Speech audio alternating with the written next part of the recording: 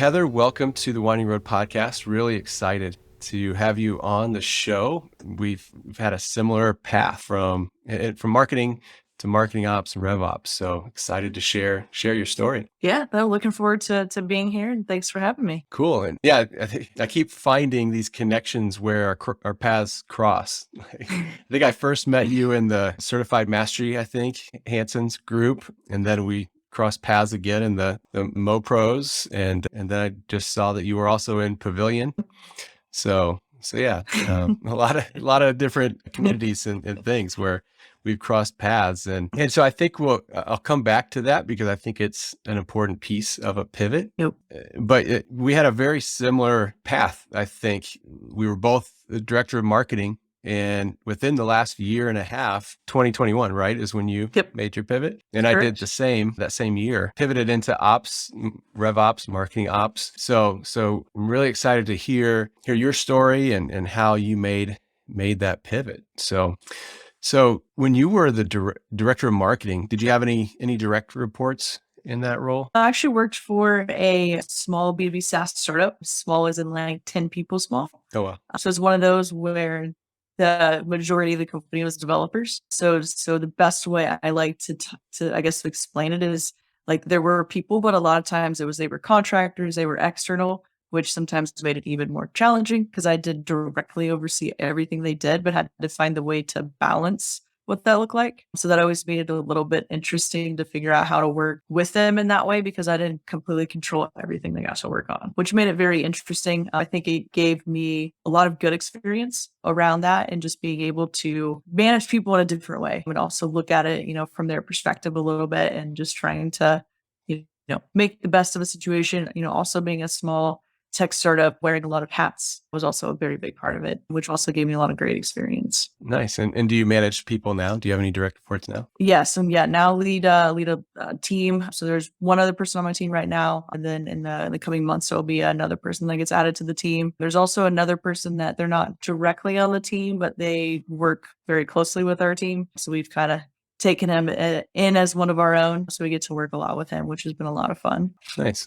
And I noticed, I think starting in 2019, you were a HubSpot consultant. Were you working with HubSpot before then and then just decided to kind of focus on that? Or did you just start working with HubSpot at that point? Yeah. So 2017, when I started at the startup, they had HubSpot. And so it was one of those where I just kind of came into the role, learned what HubSpot was, started working with it. For some reason, became fascinated with it and really just started doing more and more. 2019 kind of fell into it. Essentially, someone called me up and was like, hey, we're implementing HubSpot and need some help. So I actually didn't even do it on my own, just kind of happened. Still work with that same company today, but it's really just grown from there.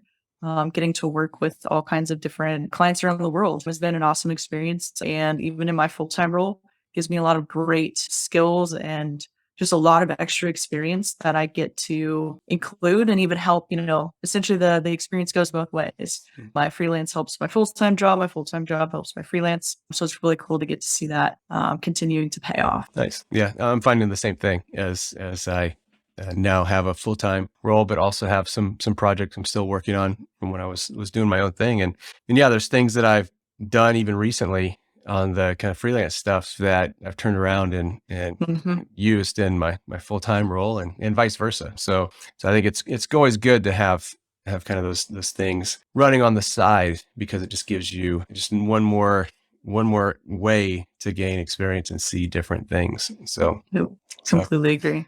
Always been a fan of that. I don't think I've had just one focus like job or role probably since before 2003. I think I've been doing multiple things in some capacity, side projects in some capacity since then. So I don't know what I'd do with my time if I just had one thing to focus on. I don't know if I could deal with that.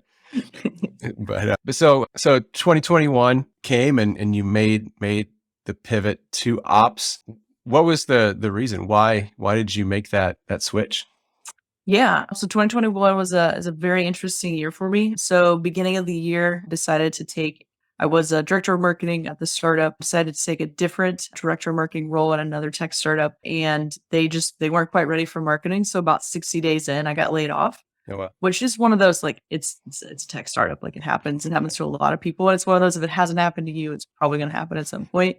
unfortunately. But it's one of those that it's probably one of the best things that did happen to me. It gave me the chance to kind of step back and really kind of assess, like, is this what I want to do? I've majored in marketing in college, been doing marketing my entire career. I do love marketing, but it kind of gave me the chance to step back and say, like, is this what I really want to do? I enjoyed it, but just realizing I might have a passion for something else. At the time, I really didn't know what that was. Looking back, everything kind of falls into place and it all makes sense now. At the time, of course, I didn't know that. Spent two months doing a lot of networking, spent time getting to, I took some pavilion classes, really got to, kind of use that time to my advantage, which was awesome. Scary at the same time, of course, not having a job, but, was really able to kind of do the most of that time that I could. And during that time was able to kind of figure out a couple different areas that made sense for what I enjoyed in terms of my last role. And so kind of started exploring those two different areas. Marketing operations was one I started looking into just because in that role, I did a lot around operations. The biggest challenge I ran up against was I had HubSpot experience, no Salesforce experience. So that was probably one of the biggest hurdles. The company I work for now, essentially my boss kind of took a chance on me.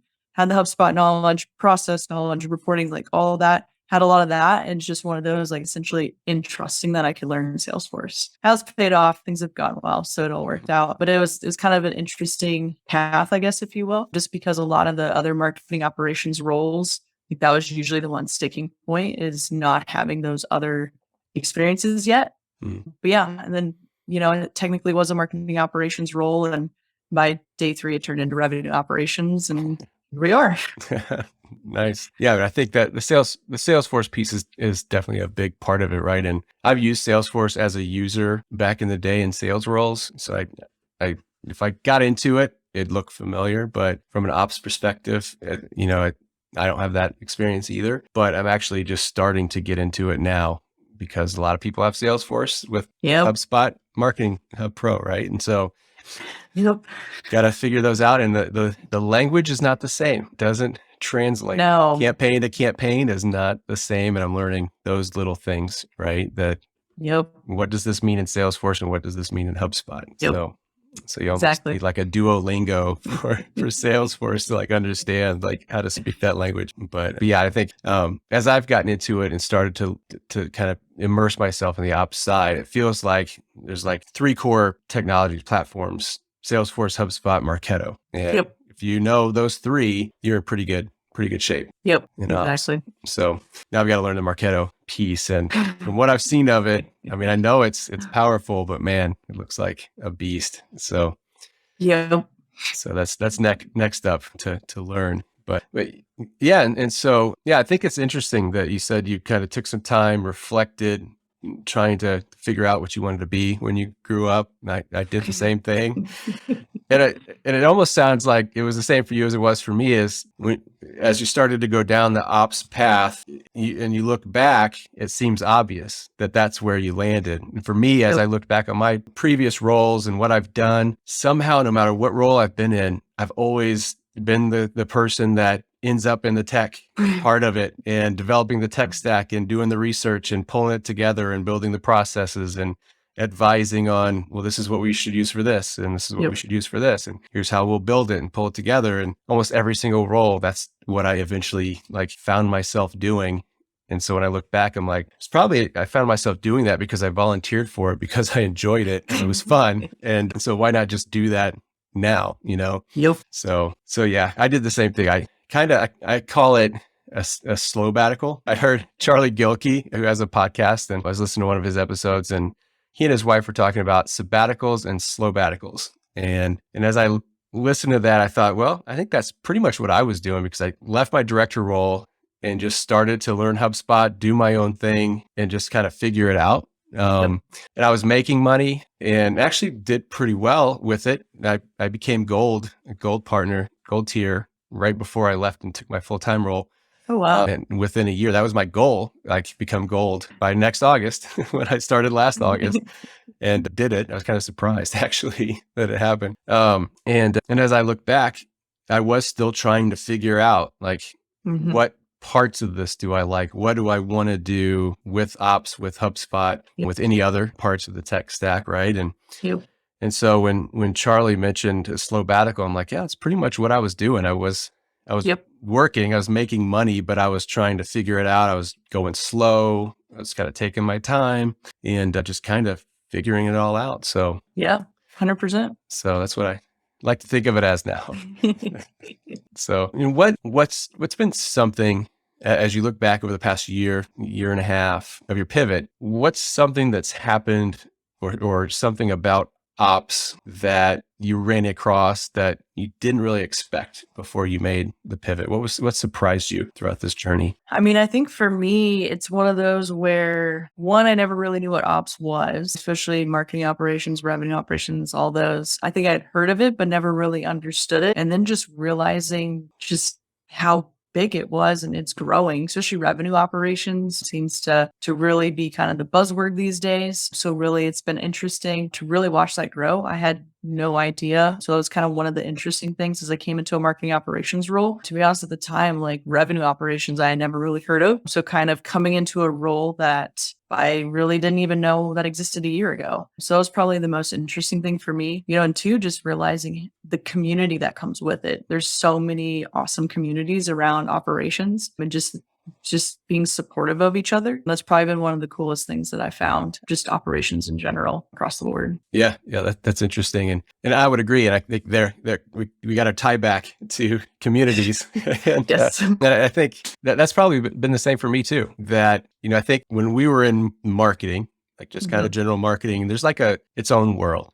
Yep. Right. And you have your conferences that you kind of go to around what you do with marketing, and you kind of see the same people and you follow the same people on LinkedIn and Twitter and things like that. And as I started to explore ops, and it sounds like you found the same thing, like it's like it was a new world, like a whole new world, new people, new communities. It's like, where have these people been my whole life? Like, how has this just been a thing that I didn't really know about? And yet here it is, like, it feels like a perfect fit. And so yeah, I think in the communities, in making a pivot, I found that that's been one of the most crucial parts of it, is just developing those relationships, being able to be a fly on the wall and just like absorb what people are talking about in Slack and in Zoom calls, masterminds, and things like that. To just really start to just immerse yourself in that world. So it's been key for me. It sounds like it has been for you as well. Yeah, no, it's been huge. And just, I feel like especially through these communities, just the number of people I've met. And the cool part is it's not really that hard to meet people through those communities. It's pretty easy to find and connect with other people. The nice thing is it's pretty easy to usually share some commonality of whatever you're going through. Which has been the other nice thing, is it's really easy to have those conversations, just because a lot of times either they've experienced what you're going through or they're experiencing it at the same time. So it's just those conversations have been nice sometimes. You just feel like you have someone else who knows what you're going through. Exactly. Yeah. And it can be intimidating. When I first started to get into that world and I started to sit in on Hanson's calls, mastermind calls, I just felt like I was lost. Like, wow, I hope Hanson doesn't ask me to say something, because I have nothing to say, nothing to contribute right now. I'm just here for the listening to everyone else converse. But then, like when I, and you and I had been on those calls, and then we were both at the MoPro summer camp. And it wasn't until, and I've seen your LinkedIn profile, and it wasn't until after that, I think I looked and started to connect with people. And I was like, holy cow, like she pivoted the same time I did. So like we're going through this the same. And it's kind of nice to see someone else at the same point of the journey, right? And feel like, okay, I belong, and this is the right path. And there's other people doing the same thing right now, right? So made the ops world a little smaller, little more recognizable. So cool. And what do you think has been the biggest challenge in the pivot that you've made? Yeah, biggest challenge. So I mean, the interesting thing I've found, especially with RevOps, is a lot of times you get people who tend to start with sales ops and move over. Having especially like a traditional true marketing background coming into it, kind of, leapfrogging over marketing operations into it.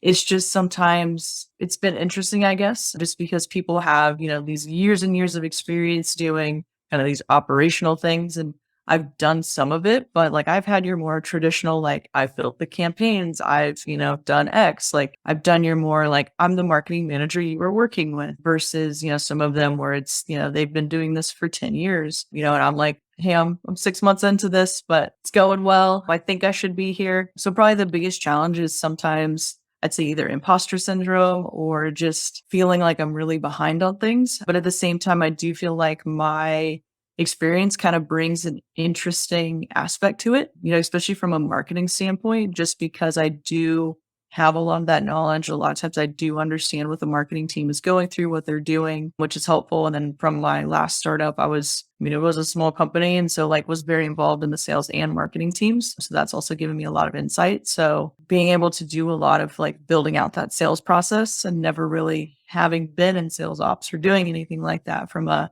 like true title reflective position, but still getting to have some of that experience. But I'd say that's probably been the one challenge in some ways. And I'd say a lot of it really just comes back to just imposter syndrome a lot of times. Mm-hmm. Yeah, definitely. And how coming in from that angle compared to other people who are in the same role coming from the sales and revenue side, how have you been received in that role and in your ideas and your kind of diverse way of thinking of things just coming from the other angle? I mean, I'd say from a company standpoint, revenue operations did not exist before me. So the upside is no one knew any different anyway. So it's fine. So it's one of those we've been building and teaching as we go. So that's been, I think, positive. We've had the opportunity to kind of build and teach. They also don't really know me as a marketing professional. They've only seen me in operations. So that's kind of been the interesting thing too. But I'd say for me, that's probably been the biggest thing. But yeah, I mean, for me and my current company, like building and teaching has been one of the biggest things I found. And that's, I think, helped a lot of people better understand revenue operations, better understand what we do. No, I think obviously if I would have gone from a true marketing position into this at the same company, I do think it would have been a little bit different and probably would have been received a little bit differently, having drastically changed positions. Mm-hmm. Isn't it that I heard my 4-year-old down? Isn't it interesting after making the pivot to have people only know you in that capacity when we've got this whole, depth of experience that we've done that isn't ops and now we're known as that, and it hasn't been that long. It's kind of I find it's just kind of a weird thing. Yeah, it's been interesting just because a lot of times you're looked at as you have all this experience, and it's like I have experience not really doing this, but doing this. And so it's definitely been interesting. I kind of chalk it up to like looking at your different phases of life. Like you were in high school, you went to college, you graduate and potentially move away, and people know you in those different phases, and you're most likely a little bit different in each of those phases. So people who know me now professionally, work with me, know me as a very different person than I was to my high school friends and what I was like then. Not that I've changed a lot, but it's just one of those, like, I come from a small town. So it's just one of those, like, it's looked at differently, like you're looked at as you were in high school, so I kind of look at it very similar to your different stages in life and just what that's like in terms of how your experiences change. Yeah, that's an interesting way to look at it. And it's so true. Like I grew up in a small town in Indiana. So same thing. Like if I went back there, they'd think of me as that person way back in the day, and I'm not even close to the same person. But it doesn't matter what you've accomplished.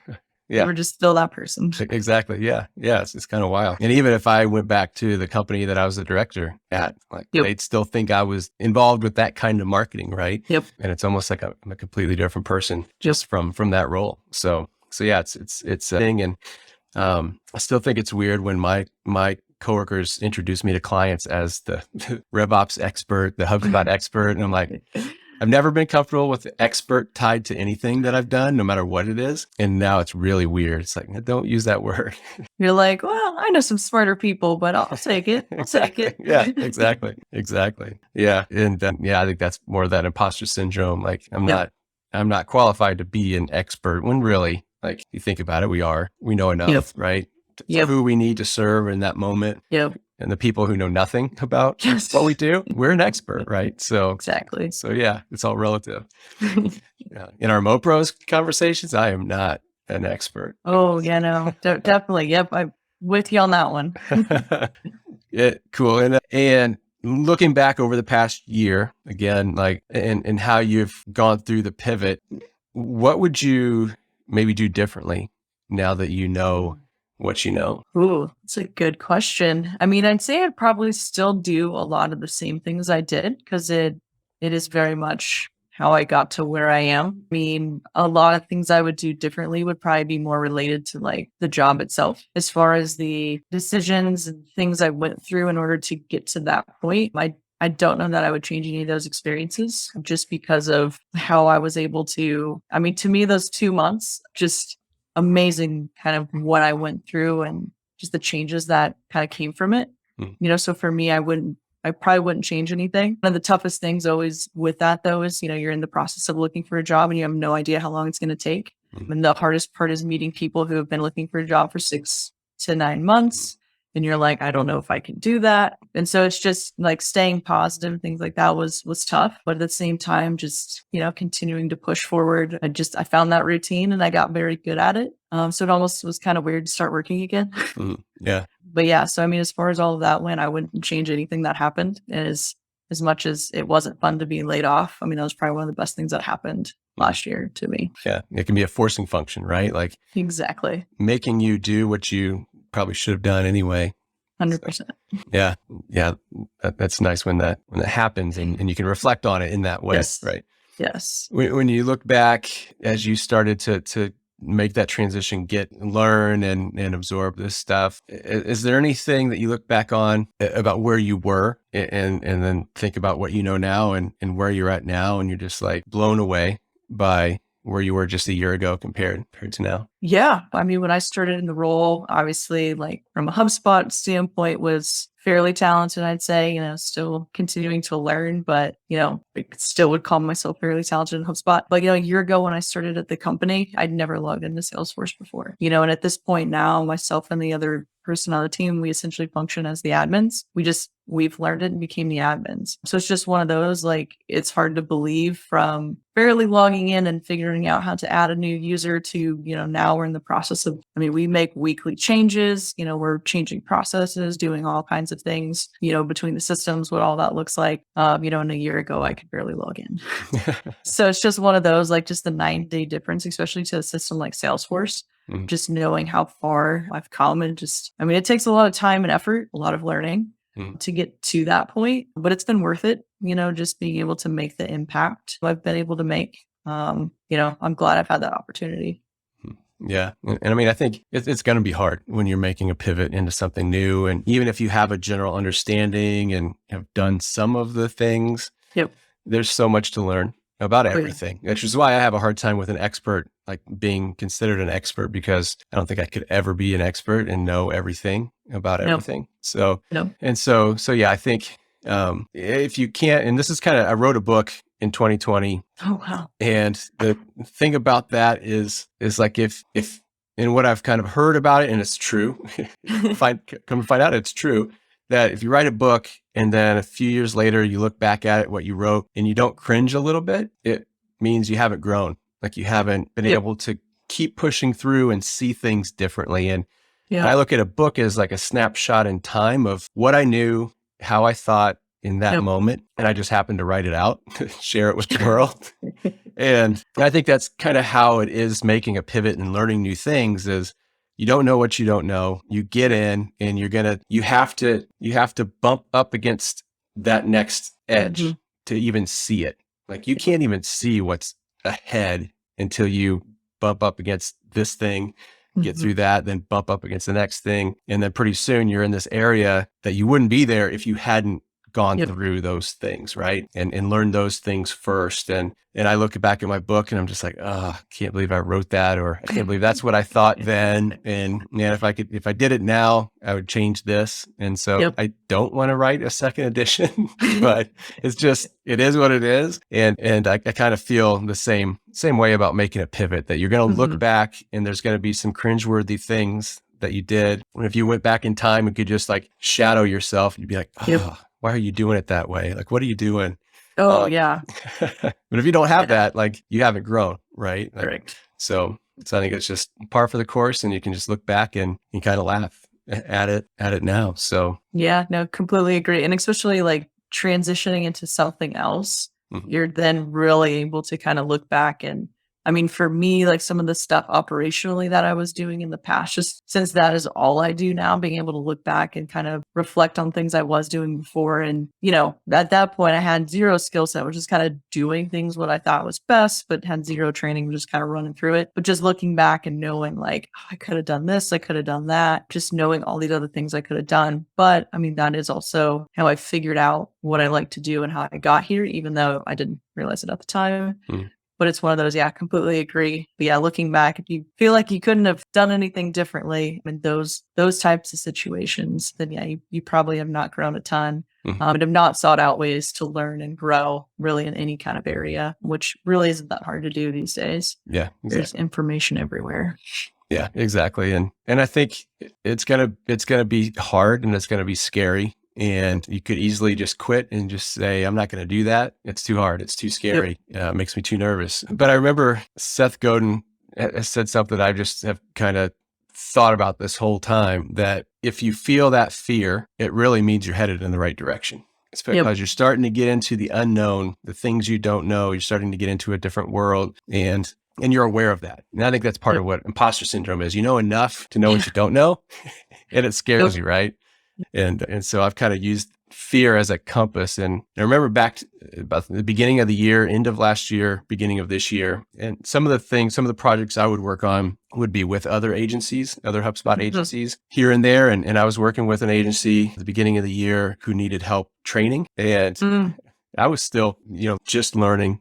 I mean, I'd been doing HubSpot really. I mean, I did a little bit like in 2014, thought about becoming a partner then. So I kind of knew a little bit, but they just had like Marketing Hub. And that was it back then. Yeah, I was going to say it's completely different. Yeah, completely different. And just started getting into it last August. And it hadn't even been 6 months yet that I'd been doing it. And I'm training. And I was so nervous. I remember like the night before I knew I had to get up, and like the first thing I had to do was like at 8 a.m., a training session with one of their clients. And I just felt so scared and I was so nervous. And I'm like, oh, maybe I should just tell them like, I can't do this. Like that I'm not the right person to do this. Right. And I just said, no, like that means that's how I'm going to learn. I've got to do it. And if I can teach somebody how to do this, then I'm going to learn anyway. Right. So I powered through, and it was some of the scariest stuff I've done in the last year. And now I look back on that and I'm just like, yeah, that'd be so easy now. And, and I can't believe I was that nervous and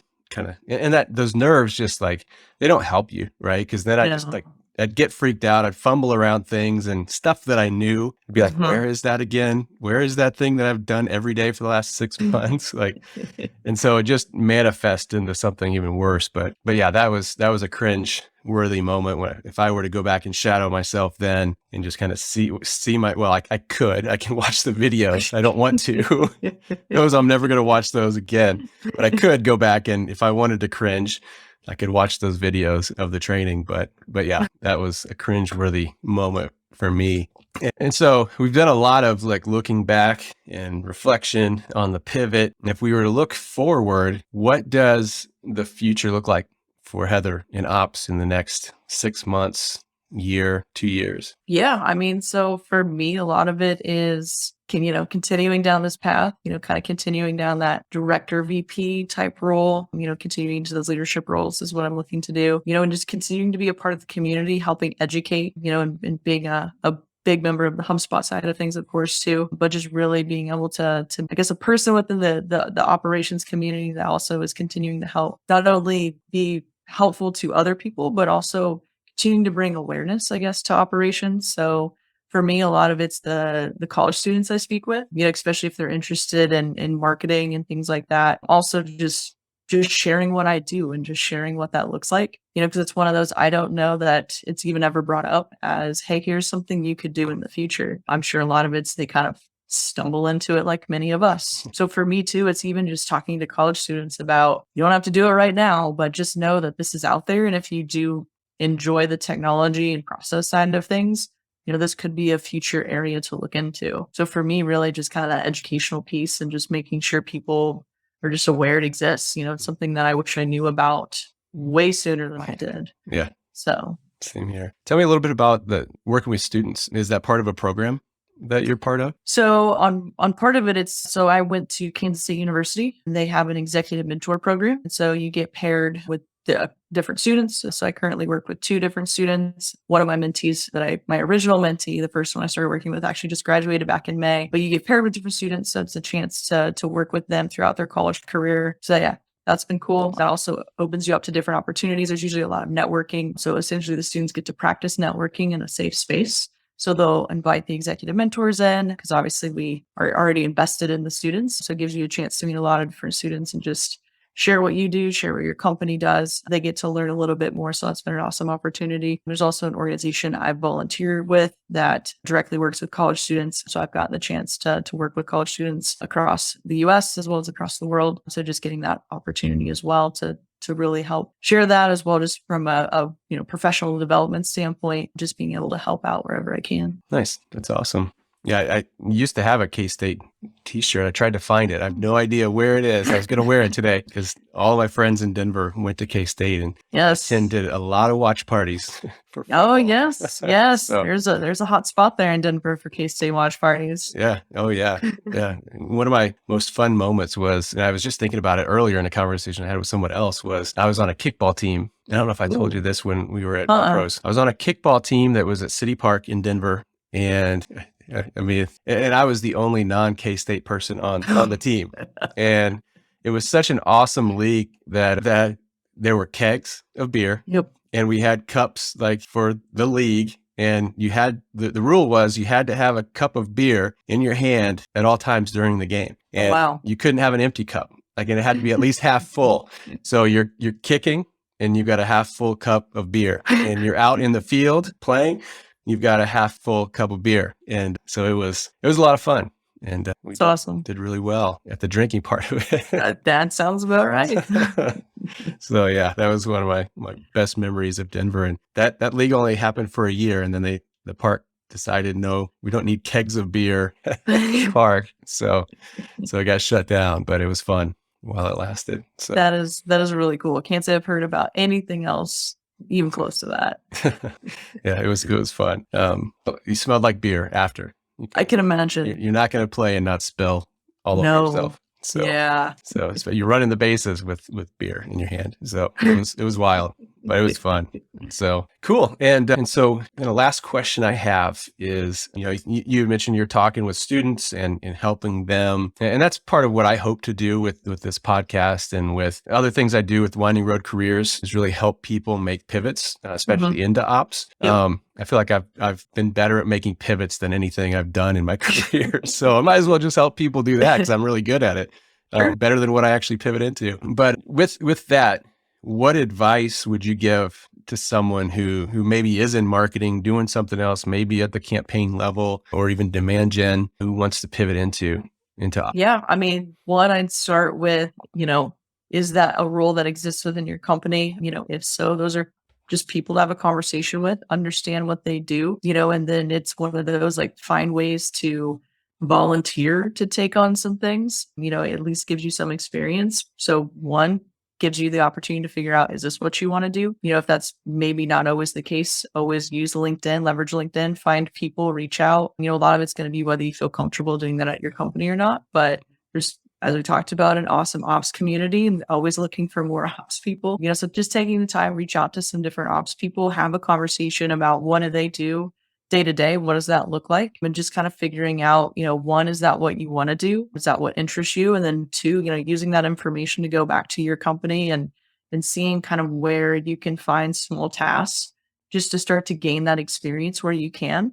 Because the biggest thing is going to be gaining that experience so that when you do want to make that move, whether it's internally or externally, you at least can speak to experience where you've done those things. That's probably one of the things I had going for me. While I didn't have the Salesforce experience, I had a lot of the other experience just in different things I did. So it made the conversation a little bit easier in terms of being able to explain like why I was a fit for the role. Really it was just one of those where Salesforce was holding me back was about it. So the biggest thing I'd say is just starting to gain that experience where you can, and the other thing I always like to encourage people to do too is if you can't find that, look for ways to volunteer with organizations in your community. Obviously they may not always use as much technology, but you'd be surprised. A lot of the nonprofits and things like that do have technology. So just finding some different ways to kind of get in there, and especially if you're going to volunteer your time, they're going to probably be more than willing to bring you on, especially if you're just starting out. It's a good way to gain experience. And who knows, over time, you might be starting a consulting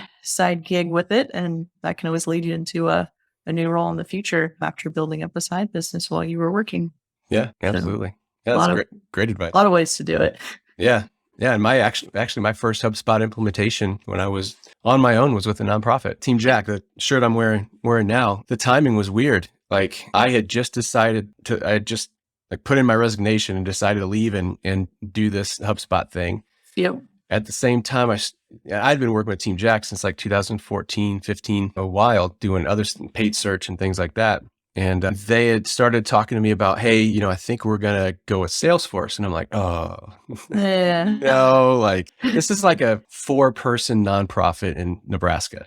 Oh, wow. And I'm just like, Salesforce is going to be a beast. It's a lot more than you need. Yep. Yeah, they've got their free nonprofit thing, but free is not always free. And you're going to have to pay somebody $10,000 to come in and just set it up for you. So whereas HubSpot, you won't, there's a lot you can do out of the box. And it's really just a matter of like just getting it connected and working and training you, right? I said, let's look at HubSpot, gave them a demo, started walking them through that. And they ended up going with HubSpot. And that was my first implementation and onboarding. And it's worked out really well since. So with the automations, I mean, a 4-person team is able to do all kinds of stuff they weren't able to do before because they can automate so much, right? So yeah, it's amazing. So yeah, nonprofits definitely have, HubSpot actually, I was able to get it retroactive, or not like I was at, they're now offering a 40% discount to nonprofits. Which they weren't doing that when I first started back in August. And I've been like fighting them ever since. Like once that came out, like last November, December, I'm like, hey, can I get this for my client, this nonprofit? No, we instituted this after. I just kept pushing and pushing. And finally at the renewal a month ago, I got the discount for them. So it's a big win. Yeah, it was. So yeah, if price is an issue, the discount for nonprofits makes it a lot more affordable. So yeah, cool. Well, yeah, I really appreciate you coming on the show to chat about your journey. And I think it'll be very beneficial to people who are thinking about making that move. So really appreciate it. Yeah. Thanks for having me. Enjoyed our conversation. Yeah, you bet. And if people want to connect with you, learn from you, where can they find you? I mean, LinkedIn's the best place. People are always always welcome to connect with me. They can send me a message. Always happy to jump on a call, share my experience, talk through anything, that they're going through or any advice that they'd be looking for. So yeah, LinkedIn's probably the best place to find me. Awesome. And I'll put a link to your profile in the show notes so people can find you. And yeah, I look forward to seeing you in the next mastermind or somewhere in Low Pros where our paths places. Cross. Yeah, exactly. Cool. Yeah. Well, thanks a lot. Yeah. Thank you.